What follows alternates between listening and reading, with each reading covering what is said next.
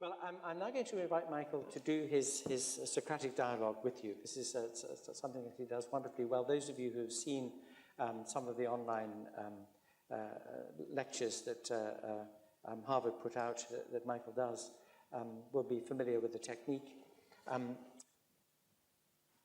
We'll let this go for 10, 15 minutes or so, because then I know the audience would really like to ask you some questions too. Yeah, All right. And over to you. Okay. Thank you, Anthony. Well, I thought I would try out with you, get your thoughts about one of the stories, one of the examples about the use of a market mechanism that's gotten less discussion than some of the other examples to do with education and health and pollution permits and all of that.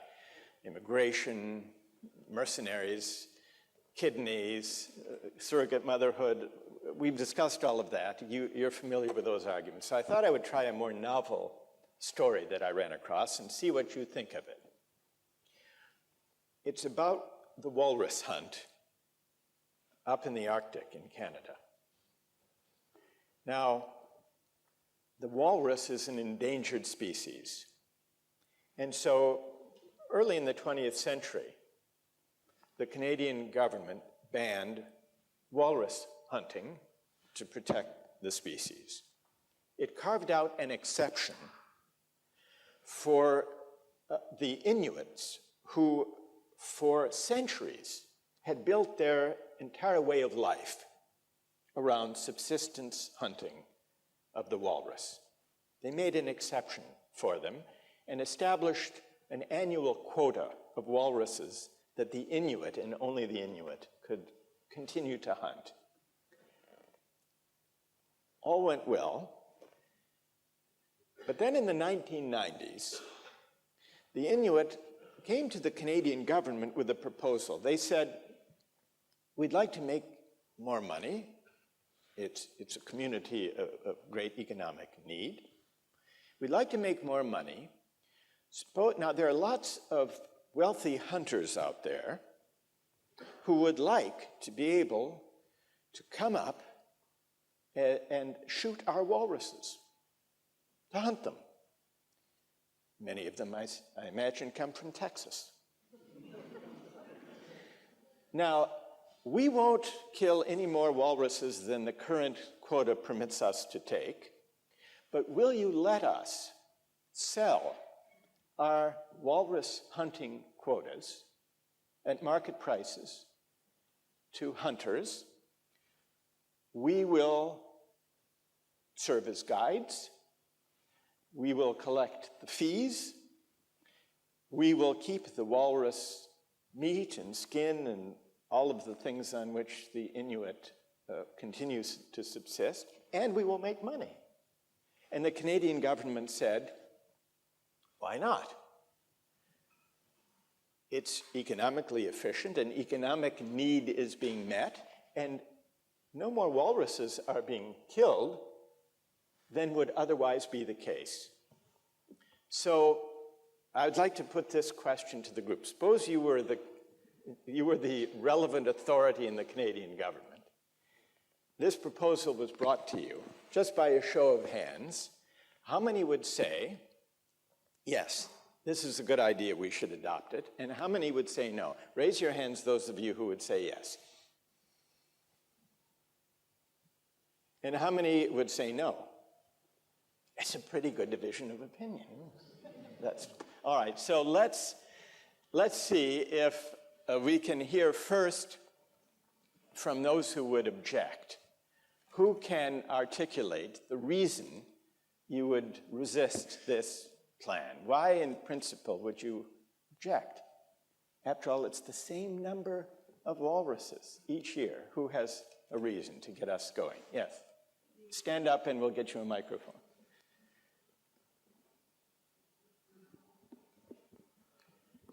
The Inuits are, in effect, negating their own identity by giving up on what their own values, their way of living, their sort of pride, their history has been, by taking a monetary path to, if you like, a quick fix solution to further wealth, and by that, in effect, losing some of their identity, history, traditions.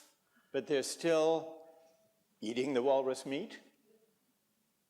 They're still skinning the walruses as they always did. Those hunters from Texas don't know how to do that.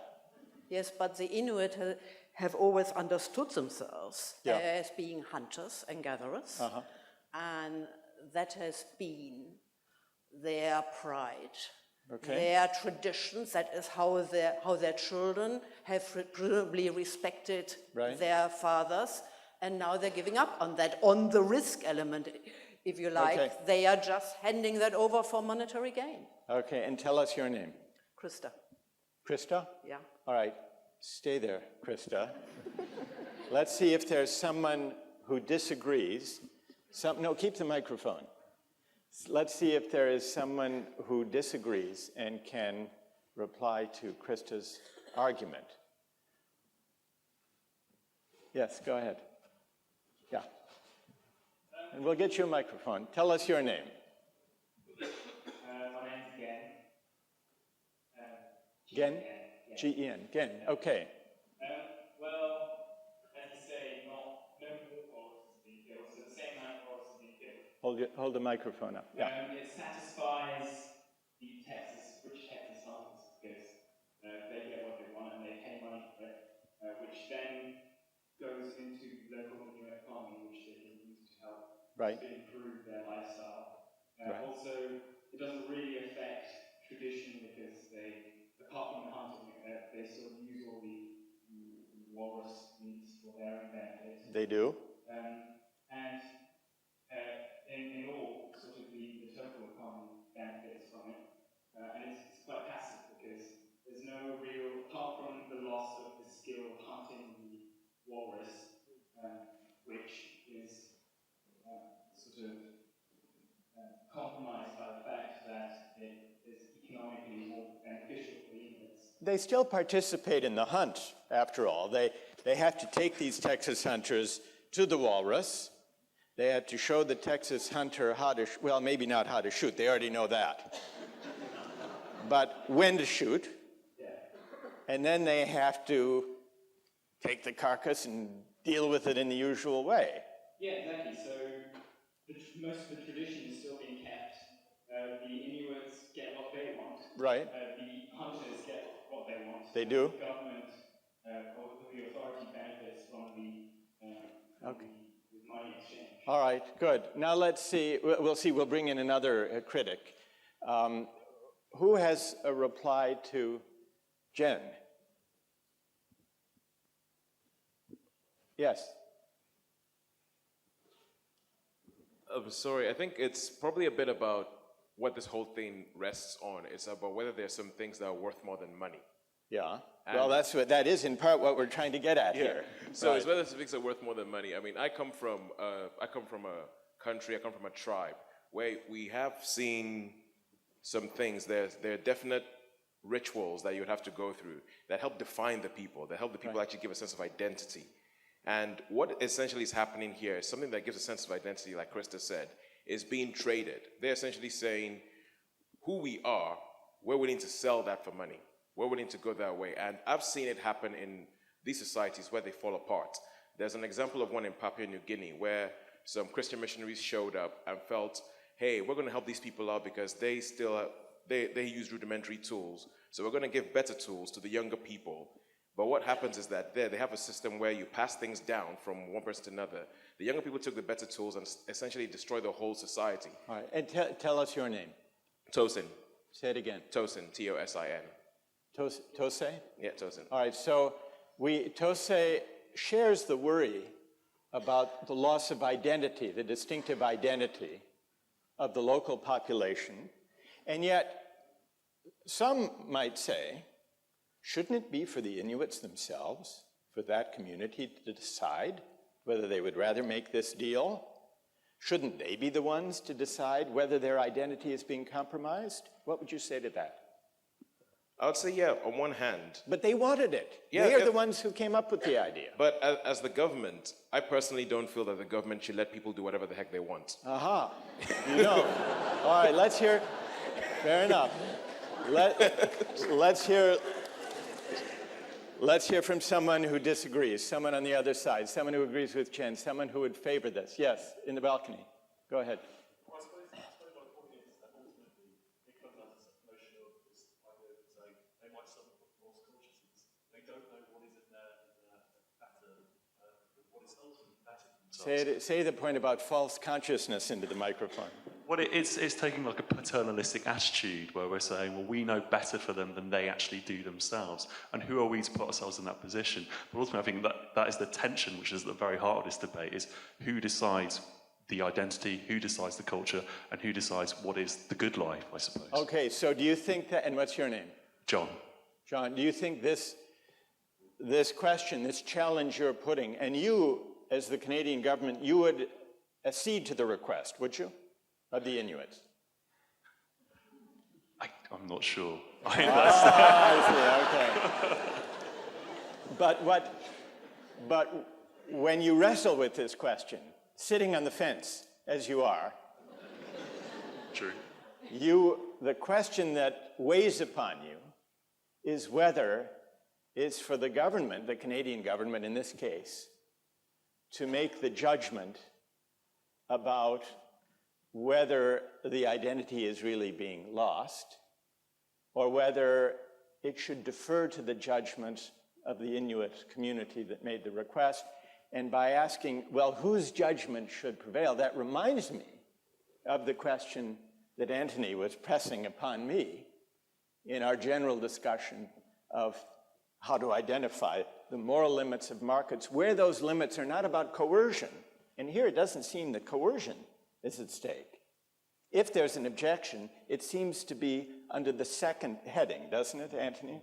The question of whether there is something, whether the cash transaction, whether the outsourcing of the walrus hunt somehow displaces or corrupts or crowds out a certain kind of integrity bound up with a way of life and with an identity, which was the objection. So if you get a persuasive answer to that question, will you be able to decide? Yes, I suppose. All right.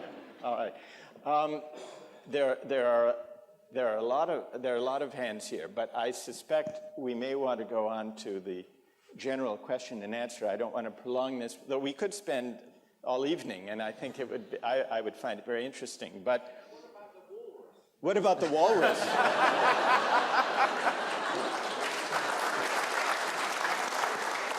Well, I would say two things about the walrus, and thank you for asking. I think one thing to be said is that the walrus will be equally dead under either plan. Well, okay, but then actually, this question, what about the walrus, is not altogether a frivolous one, because it turns out, this is a detail I learned when I read an article about how the walrus hunt actually goes up in the Arctic. It turns out that walrus hunting is very different from most big game hunting. To hunt, I don't know, what do people hunt when they hunt big game and chase after them? Elephants, hippos, rhinoceroses. When big game hunters in Africa, the black rhino, I'm told, I've read, is very difficult to hunt, and there's risk involved, and there's a chase involved, and there's skill involved. Apparently, none of that is true of walrus hunting, because the walrus is basically a helpless, large, blubbery sea mammal, extremely slow, and trusting, and incapable of running away. And the result, in fact, the reporter who gave this account compared walrus hunting under the Inuit supervision to taking a long boat ride, after they have to come all the way up to the Arctic from Texas, a long boat ride to shoot a very large beanbag chair. That's what it's like, they said. So there isn't even the redeeming, if it is redeeming ever, that's an open question, the redeeming element of sport, the thrill or the skill of the chase. It's just being rowed up in a boat next to a very large, almost inanimate creature, almost immobile creature, and told, shoot now. Which brings me, and I want to thank all of you who participated in this discussion and got us going. Thank you very much.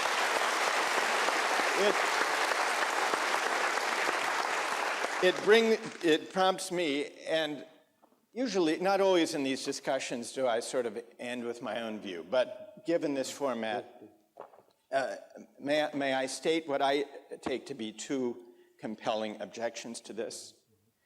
Economically, it's worth noticing, economically, this meets the test of efficiency. Because, as Jen pointed out, everybody, it seems, is made better off, and it's not clear that anyone is made worse off. The hunters are better off. The Inuit consider themselves, at least, to be better off. And no more walruses are killed than under the earlier, more restrictive scheme.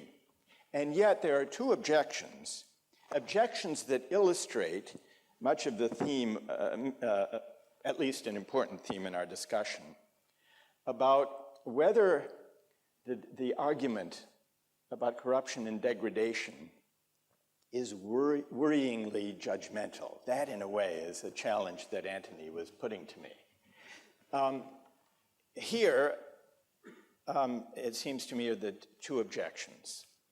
First, this rather bizarre market practice caters to a perverse desire that should carry no weight in the calculus of social utility.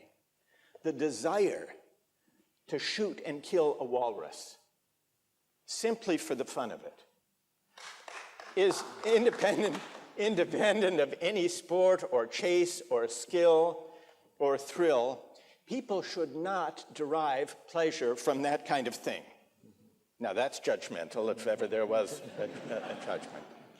And yet, I would challenge you to dispute that very judgmental view. So the desire itself is perverse and impoverished and not worthy of being satisfied. And one of the defects of economic reasoning and of efficiency considerations is that they make no judgments about the quality or worth of the preferences being catered to.